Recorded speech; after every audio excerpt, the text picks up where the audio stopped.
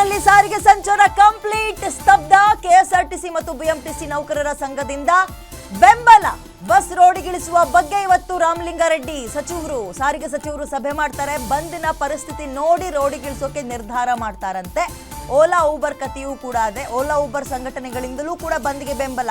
ಒಂದು ತಿಳ್ಕೊಳ್ಳಿ, ಬಂದ್ ಯಶಸ್ವಿ ಆಗಬೇಕು ಅಂದ್ರೆ ರಸ್ತೆ ಮೇಲೆ ಯಾವುದೇ ಬಸ್ಗಳು ಕಾಣಿಸಬಾರ್ದು, ಆಟೋಗಳು ಓಡಾಡಬಾರ್ದು, ಮೆಟ್ರೋ ಸಿಗಬಾರ್ದು. ಸೊ ಅಲ್ಲಿಗೆ 3/4% ಬಂದ್ ಯಶಸ್ವಿ ಆದಂಗೆ. ಸೊ ರಸ್ತೆಗೆ ಬಸ್ನ ಇಳಿಸ್ಬೇಕಾ ಬೇಡವಾ ಅನ್ನೋದ್ರ ಬಗ್ಗೆ ಇನ್ನೂ ಕೂಡ ತೀರ್ಮಾನವನ್ನ ಇವತ್ತು ಮಧ್ಯಾಹ್ನ ತಗೊಳ್ತಾರೆ.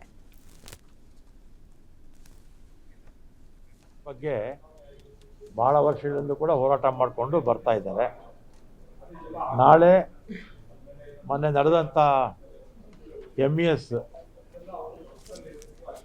ಕಡೆಯವರು ಗಲಾಟೆ ಮಾಡಿದ್ರು, ಮತ್ತು ನಮ್ಮ ಬಸ್ಗಳಿಗೆಲ್ಲ ಕಲ್ಲು ಹೊಡೆದ್ರು, ಮತ್ತು ಈ ವಿಚಾರವಾಗಿ ಅವರು ಬಂದ್ಗೆ ಕರೆ ಕೊಟ್ಟಿದ್ದಾರೆ. ಮತ್ತು ನೈತಿಕವಾಗಿ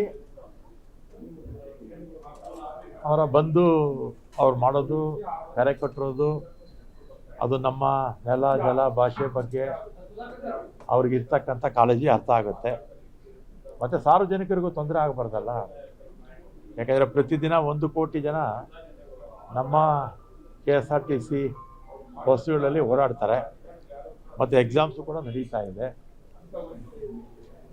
ಮತ್ತು ಇದು ಬಂದು